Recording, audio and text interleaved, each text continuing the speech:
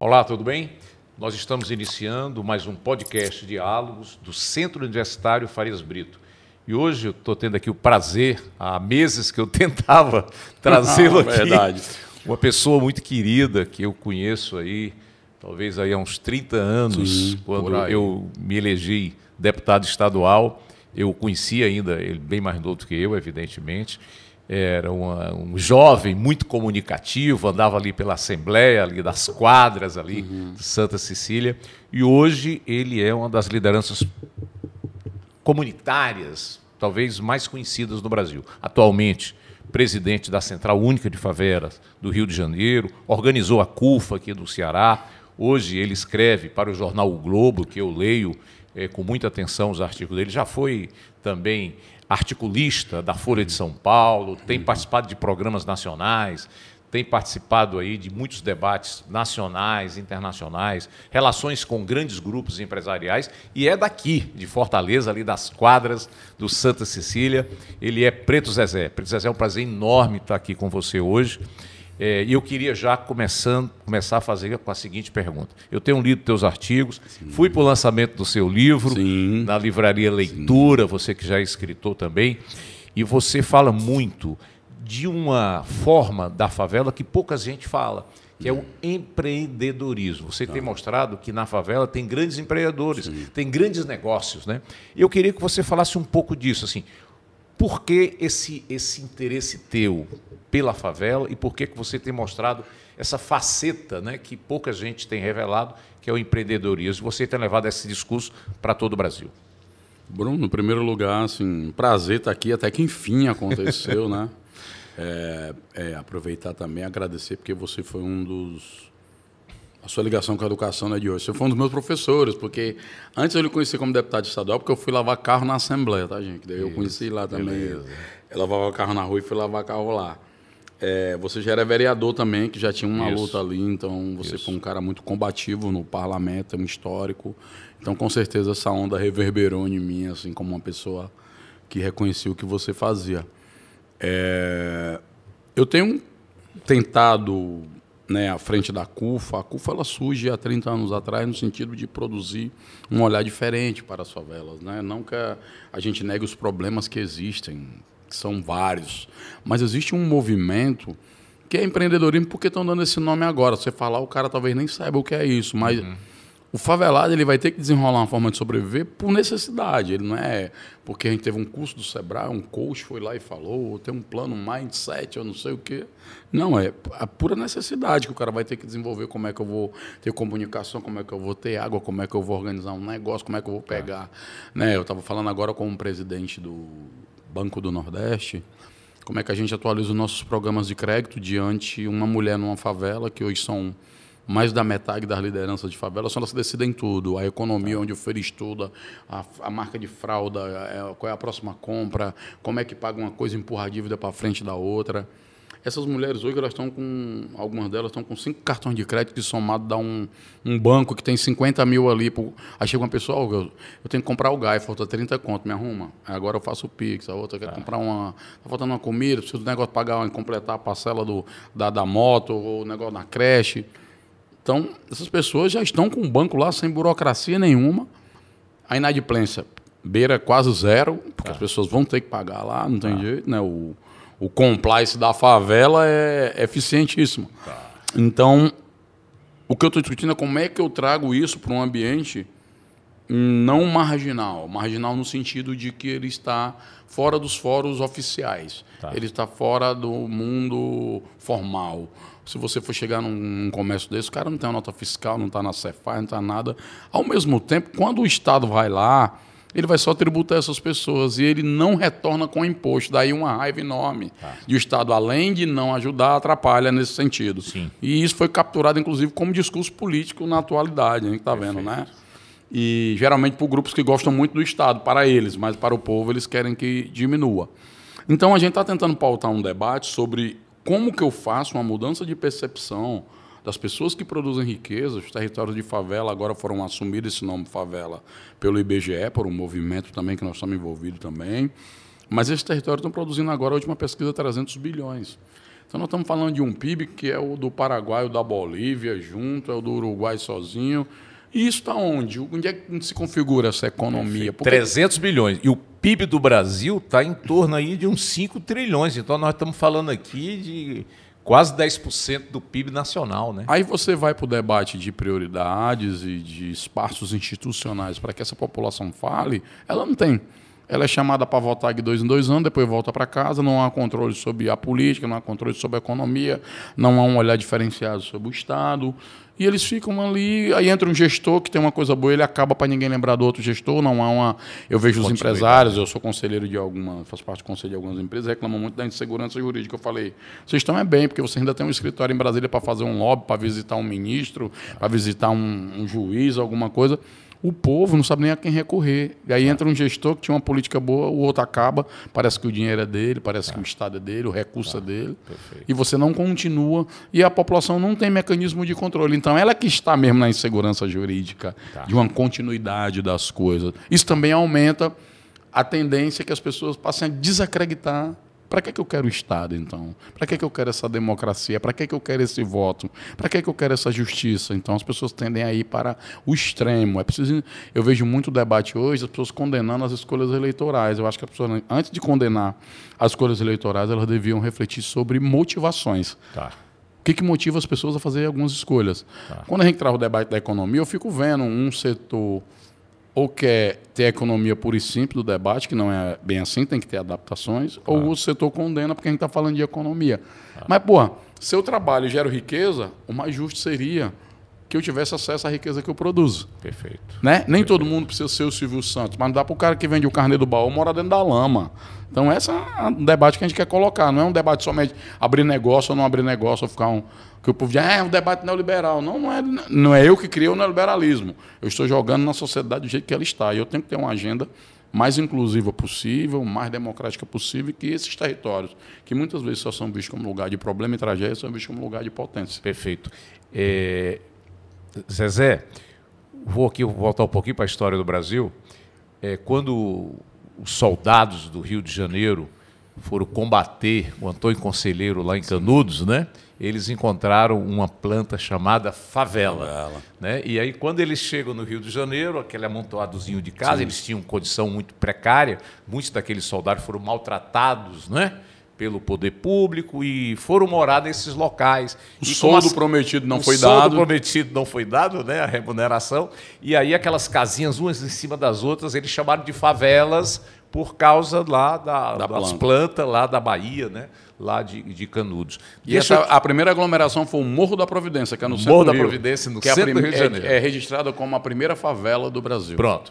É isso que eu queria te perguntar. Assim, eu vejo duas perguntas. A primeira, eu queria que você dimensionasse isso. Você falou em 300 bilhões, não é? Que a gente mostra que como tem vigor econômico a favela, mas nós estamos falando assim de quantas pessoas aproximadamente? E a segunda pergunta, eu acho muito importante esse movimento que você é um dos líderes, talvez hoje o mais relevante no país, porque as pessoas estão se sentindo orgulhosas de viver na favela, porque antigamente assim, ninguém queria falar, favela, fala favela não, fala comunidade. Quer dizer, isso é uma coisa muito interessante. Por que se envergonhar? Pelo contrário, né? Você tem que se orgulhar daquilo que você faz, daquilo que você está lutando. Eu queria entender um pouco a origem da CUFA. Quer dizer, é isso? Tá. Vamos começar pela segunda, que ela já responde um pouco a primeira. Tá. Nós estamos falando de um ambiente aí de algo em torno de 20 milhões de pessoas. 10% da população brasileira. É isso. E aí você tem aí um estigma que você tem desde a escravidão, né? O processo do Brasil, você tem 525 anos, você tem 388 de escravidão, em que você produziu personagens. Tá.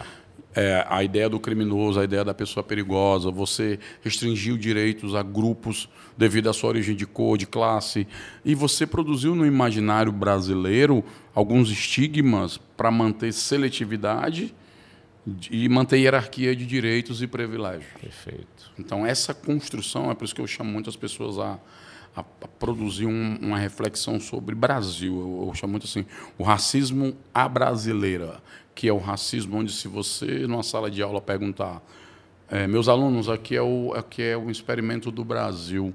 Eu queria saber aqui quem acredita que existe racismo no Brasil. Todos os seus alunos vão levantar a mão dizendo que ele existe. Mas quando você fizer a segunda pergunta, quem é racista aqui? Ninguém vai levantar a mão. Perfeito. Então você tem um fenômeno sofisticadíssimo, ao contrário dos Estados Unidos, que você teve o Jim Crow, que tinha banheiro para negro, banheiro para branco, Isso. hotel para negro, hotel para branco. Teve a África do Sul, o apartheid. Isso. No Brasil você não tem nenhuma lei dizendo isso. Mas a lei de terra foi isso, a lei do voto foi isso.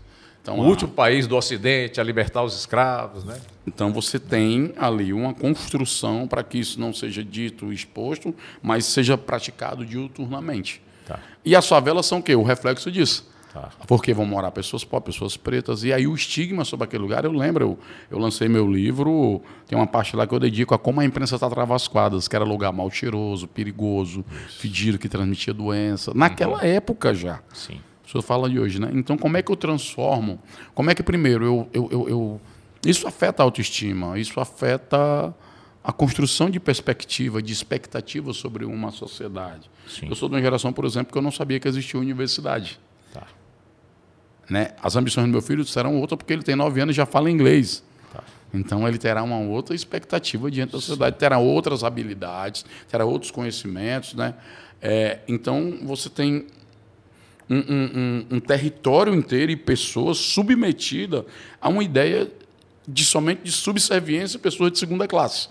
Quando eu começo a colocar a favela no horário nobre, quando um cara da favela começa a escrever no jornal O Globo, na página 3, que é a página mais lida de um dos maiores, né, na Folha de São Paulo, quando você começa a estar na Globo, no Conselho de Grandes Empresas, eu penso, pô, peraí, mas a visão que eu tinha era de cesta básica, era de brinquedos seminovo, era uma doação, não que não seja útil. Sim. Essa conduta solidária, que foi inclusive muito importante na pandemia, mas quando você começa a perceber um outro olhar, você sai da ideia de misericórdia para aquele território e você começa a perceber ele como potência, ele como ser sócio, como abrir uma empresa, como abrir um negócio. Perfeito. O nosso esforço é para que a gente vire essa página e não olhe a favela somente como um lugar de fragilidade e tragédia, mas como um lugar de potência. Perfeito, excelente.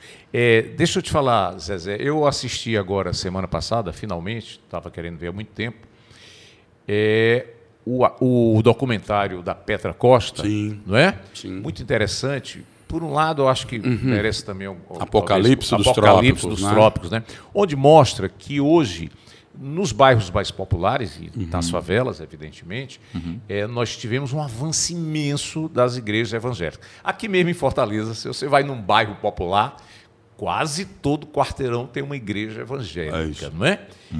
E as pesquisas mostram que esse eleitor, não é, esse cidadão evangélico, ele votou principalmente no Bolsonaro, votou no Partido Liberal, quer dizer, e contra o partido ou uma coligação de partidos que fez muito na área social. Né? Então, aparentemente, seria um eleitor muito mais do presidente Lula do que do Bolsonaro. Aqui em Fortaleza tivemos uma eleição meio a meio ali, não é? E boa parte desse eleitor votou no PL, que é um partido assim que não tem mostrado essa visão social, teve o problema da epidemia. O que está acontecendo? Como é que você acredita isso aqui?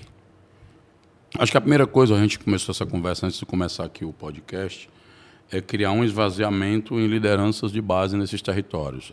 Essas lideranças, elas viraram cabo eleitorais de um candidato, e aí a prioridade passa a ser eleger seus candidatos. Elas viraram funcionários governamentais, que eu até chamo de .gov.br. Ou elas simplesmente, como não organizaram sua autonomia e sua forma de se organizar no território, elas foram cuidar das suas vidas, trabalhar, arrumar o dinheiro para sobreviver. Sim. A política de dia a dia nesse território passou a ser política de eleições. Então você tem um distanciamento. E aí na política não tem vácuo, no poder, né, de vácuo. Sim. Então esse território começam também a ser ocupados. Meu tio frequentava a comunidade eclesial de base. Hoje você já não tem mais. Não tem. Né? E aí você começa a ver... Teologia da libertação, né? É isso. Da Igreja Católica. Então você tinha ali essa influência de organização. E tinha as pautas da época da carestia, da moradia, da habitação. Eu lembro que a Esquadra mesmo foi resultado de essa luta. Exatamente. Que a igreja, Padre Monsenhor Antônio Souto, toda essa gente que era engajada em uma agenda mais popular. Sim. Quando você vê a urbanização, você vê a ascensão, principalmente dos governos progressistas, no aparato de Estado, ele passa a representar o Estado, ou como a gente dizia antigamente, o sistema. Sim. Então, os grupos que estão fora disso são oposição, passam a ser oposição ao sistema. Perfeito. Porque o cidadão da favela ele não lê o PL, o PT, ele lê o Lula como uma coisa diferente ali, pela origem do Lula, a forma que o Lula se comunica e tal. E pelo Lula ser identificado com esse tipo de agenda. Sim. Quando a esquerda passa a ser eleição e suas agendas passam a ser outras, devido a...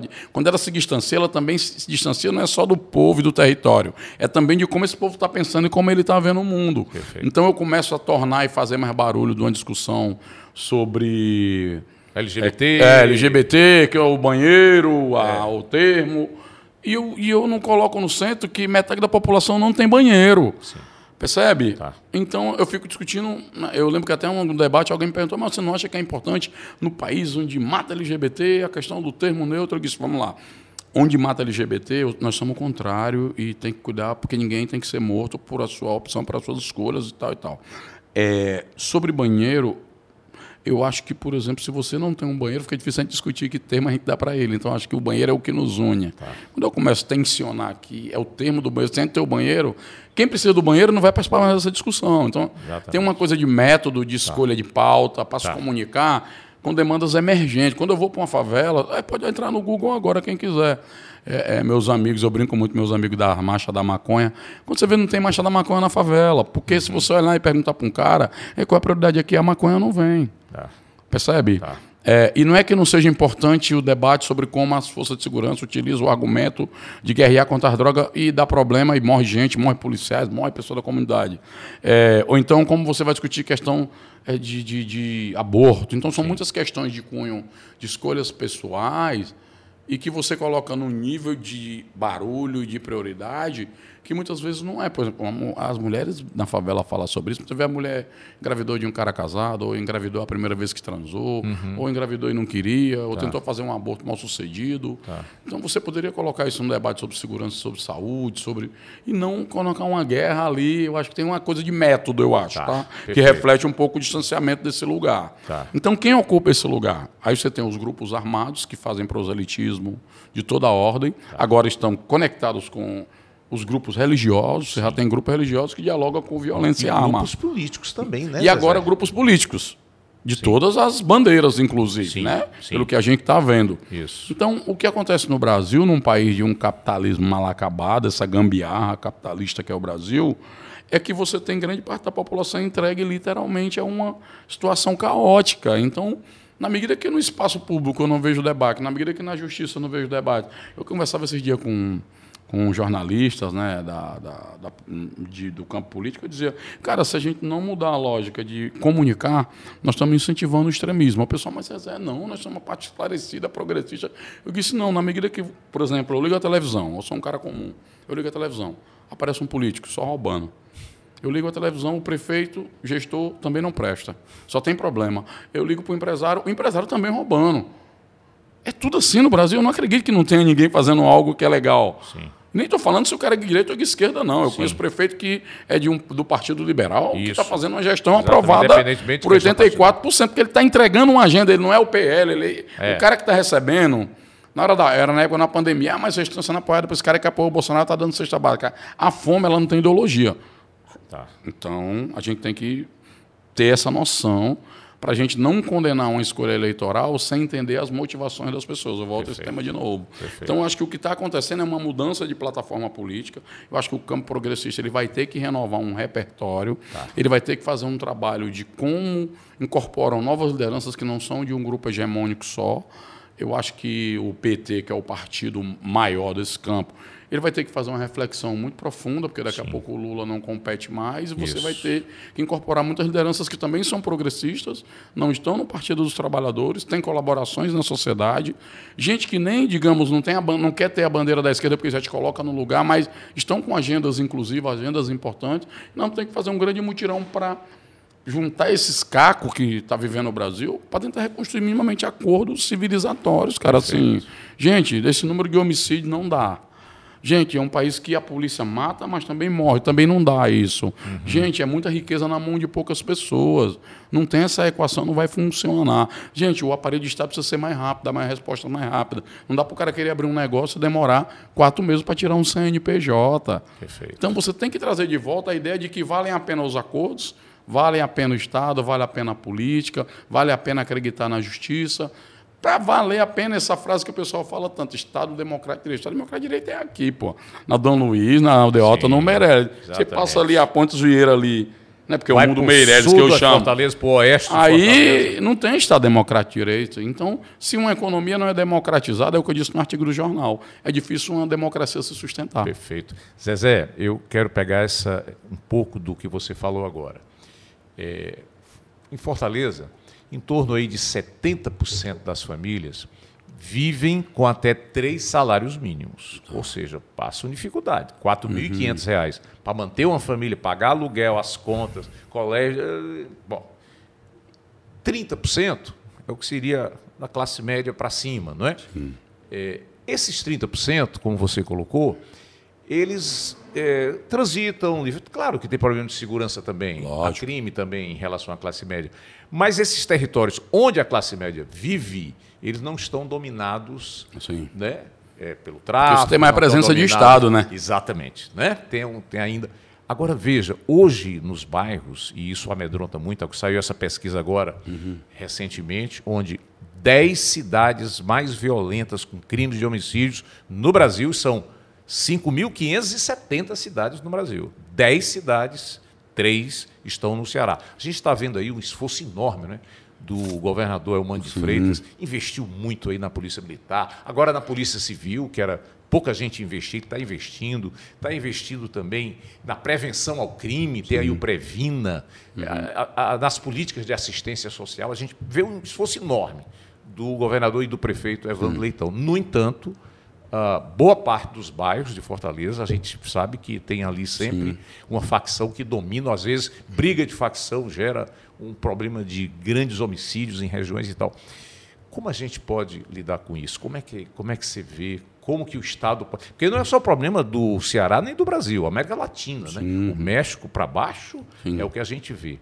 Como é que você... O México era bem pior que nós. Colômbia era bem pior que nós. Estou dizendo os que se aproximam da nossa geografia, das nossas condições sociais, da nossa composição de continente e tal. E eles conseguiram encontrar caminhos. Eles conseguiram encontrar caminhos democratizando as decisões de Estado, eles conseguiram encontrar caminho inovando nas práticas de interlocução política, eles conseguiram encontrar caminho na transparência das decisões dos gestores públicos, eles conseguiram encontrar caminho numa conduta diferenciada de parceria com o setor privado, e não só aquela coisa de demonizar, né? Setor privado, só quer ganhar. Não, mas trazendo o setor privado para perto. Eles conseguiram democratizar o controle da sociedade sobre as políticas públicas, então um gestor sai, mas continua aquela política pública, independente do gestor que vai entrar. Então tem várias experiências funcionando no Brasil. Eles conseguiram discutir, inclusive, como é que desarmam esses grupos, como é que você melhora os territórios que esses grupos moram, como é que eu vou discutir a minha política de encarceramento, como é que eu vou integrar as políticas de segurança pública. Segurança pública que não é um conceito somente de munição, efetivo, viatura e prisão. Porque se você vê, essa é meio que a receita do governador mais à direita e do governador mais à esquerda. É a mesma. É tanto que o resultado também é o mesmo. Então não tem como fugir. Você não tem como produzir resultado diferente fazendo as mesmas coisas, né? Das mesmas repetições. Então eu penso que está na hora de algum líder tem que puxar uma pactuação no Brasil em torno de uma agenda para o país e não em torno de um nome para ser candidato a alguma coisa. Para mim, eu fico frustrado quando eu vejo inteligências. Eu vim agora de Harvard, fui fazer uma participação num evento lá. Estava lá o Michel Mamento, estava o André Esteves, presidente do BTG, estava uma série de lideranças de várias áreas. E eu vendo uma porrada de jovens de 20 anos, 23 anos, todos meninos que as grandes empresas vão pagar 15 mil, 20 mil dólares para eles não virem mais embora para o Brasil, porque são grandes inteligências. Então, aí as pessoas saem daqui, vão para a Europa e vê... Eu vi ontem, estava vendo ali o... Eu vou até dar uma volta esses dias, pegar meu filho e dar uma volta com ele, para ele não virar um menino. A minha mulher me briga muito que ele vai virar um playboy. Eu disse, não, ele vai virar um menino com condições boas de vida, mas sem alienar da vida real da maioria da população. Vamos dar um rolê de ônibus. E aí, nas paradas de ônibus, nossa, tudo tem aquele marcador de horário de ônibus que eu vi na Suécia, que eu vi em Londres, que eu vi em Estocolmo, que eu vi em Nova York. E isso, aí a gente vai lá para fora e elogia isso, endeusa, né? Tira uma foto, mas na nossa própria cidade a gente não faz. Então, essa reflexão que eu estou fazendo é o quê? É que a gente tem que procurar um movimento hoje. Eu olho aqui os livros, eu fico vendo. A gente tem sempre procurado as saídas estrangeiras, aí não é nem uma xenofobia, mas é saída assim, a gente procura, eu fui num evento na Itália, aniversário do Abílio Diniz, ele transformou num seminário lá na Itália. Aí apareceu uma mulher que falava de um biodigestor que produzia carne no supermercado em Frankfurt e não matava uma vaca. Assim, os gaúchos devem odiar isso, porque eles querem churrasco, querem fumaça, né? Aí tinha um outro que falava de uma organização da célula, reprogramação celular. Até brinquei com a Billy. Isso é para ti, Billy, quer viver 200 anos e tal. É bilionários que vão viver. Aí eu falava, cara, isso tudo é muito legal como experiência humana, né, de você produzir conhecimento, mas assim, e o cara que fazer um festival naqueles parques de Berlim, aquele festival de Berlim, lindo. Eu fui num Rock in Rio em Lisboa, você pega licença e vai até a beira do palco. Eu quero ver o cabo organizar um Rock in Rio lá no Rio de Janeiro, certo? Eu quero ver o cabo criar um iFood da vida, eu quero ver o cara criar uma Rede Globo. Um Pix, né? Um Pix. Então, assim, eu quero voltar um grande mutirão, aí é uma provocação mesmo para a academia. Assim, a gente tem que trazer os Milton Santos de volta, os Florestan Fernandes, a gente tem, percebe? Então, assim, tem que produzir uma inteligentice, assim. A Djamila, por exemplo, hoje ela vai para fora do Brasil, eu fui em Nova York, ela é ovacionada. Na França, em Nova York. Grande escritora. E aqui as pessoas preta, ficam né, sofrendo porque falou isso, falou... Então, assim, a gente tem que criar uma autoestima, uma produção de um movimento que valorize saídas brasileiras para problemas brasileiros. Tá.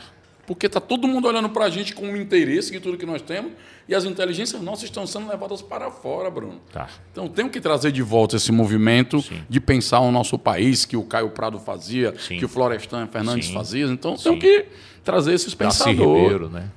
Entendeu? Guerreiro Ramos, você tem muita gente que você pode trazer para o debate e para voltar um vínculo entre quem pensa e discute uma saída para o Brasil, como é que a sociedade se apropria desse conhecimento e como é que isso influencia a política e a gestão pública. Aí você consegue construir o que eu chamo de elite, porque no Brasil também começando a chamar de elite quem tem dinheiro e não os melhores de uma categoria. Perfeito. Zezé, nosso tempo infelizmente esgotou. Passa rápido. Passa né, rápido.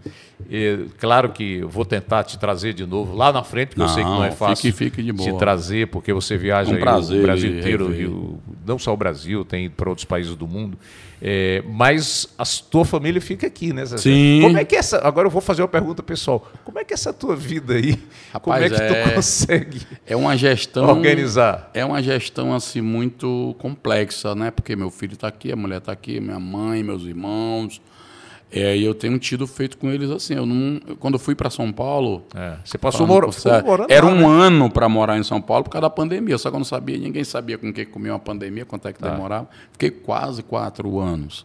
Aí quando eu disse, não, cara, agora eu vou ter que ajudar a Fortaleza, fiquei muito tempo fora de lá. Aí não tinha que ir para o Rio, porque grande parte dos líderes que se sacrificaram na pandemia vieram do Rio de Janeiro. Então o Rio ficou meio... Então vamos para lá também. Então fui com tudo. Fui pro programa do Hulk. Estou no conselho da Rede Globo. Converso muito com a família Marinho. Estou escrevendo no jornal O Globo. Então fui de mala e coelho, literalmente.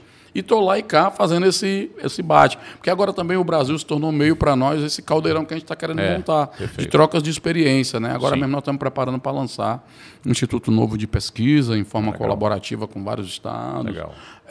Nós estamos com experiências de logística, muitas saídas para as cidades, que eu acho que é o centro. Eu falei agora para o coordenador da COP30 do governo, eu tive uma reunião com ele. Falei, cara, a gente devia pautar o tema as cidades, porque mesmo no lugar mais distante, já se virou cidade, a tendência. 85% dos brasileiros vivem na cidade. E os problemas ambientais são lá. Pronto. Você está na área do planejamento, você está vendo. A qualidade de transporte é ruim, a água, acesso a esgoto, o barulho, a qualidade de vida. Você anda de carro não sei quantas horas para chegar. Cidade voltada para o carro, não para as pessoas andarem a pé, arborização, enchente. Isso. Pessoas morando em área de risco, a discussão da concentração da terra na mão de grupo. Então, assim... É lá que estão as questões ambientais que a gente deveria estar discutindo. Exatamente. Porque, às vezes, a Amazônia eu acho importante tudo bem. Se a gente não localizar a Amazônia dentro de um contexto de interesse estratégico e de país, parece que tem muita gente que não sabe nem para que lado fica a Amazônia, entendeu? Então, como é que eu democratizo também, de novo, aquela democracia de base de conhecimento? Gente, o que é a COP30? A COP30 é água chegando na tua rua. 10 mil pessoas morando na rua em Fortaleza. Isso é a COP30. É a importância de discutir que cidade é essa que está se produzindo aqui. Está na Forbes, os ricos, os bilionários, estão na Bolsa de Valores e nós temos 10 mil pessoas morando na rua. E quem é responsável disso? Não é só do governo. Não é só da pessoa que está ali. É de todos nós. Todos nós não temos que achar inaceitável que homens, mulheres e crianças morem na rua, cara. Isso. Perfeito. Já que a gente falou em valorizar as coisas da gente, este é o Preto Zezé, ali das quadras, ali da Santa Cecília, da Vigílio Távora, não é, que nunca negou a sua origem, pelo contrário, tem falado muito de valorizar essa origem. E hoje, Preto Zezé, tenha certeza que você é um dos mais importantes pensadores do Brasil. Obrigado, Bruno. Uma grande contribuição com teus artigos, com tuas entrevistas. Você tem feito muita gente refletir sobre outra ótica do Brasil. Então, parabéns pelo teu trabalho. Prazer muito grande ter você aqui no Centro Universitário Farias Brito. Um abraço. Espero que vocês tenham gostado. E na próxima semana nós voltaremos com um tema de importância para o Ceará e para o Brasil. Boa semana para vocês.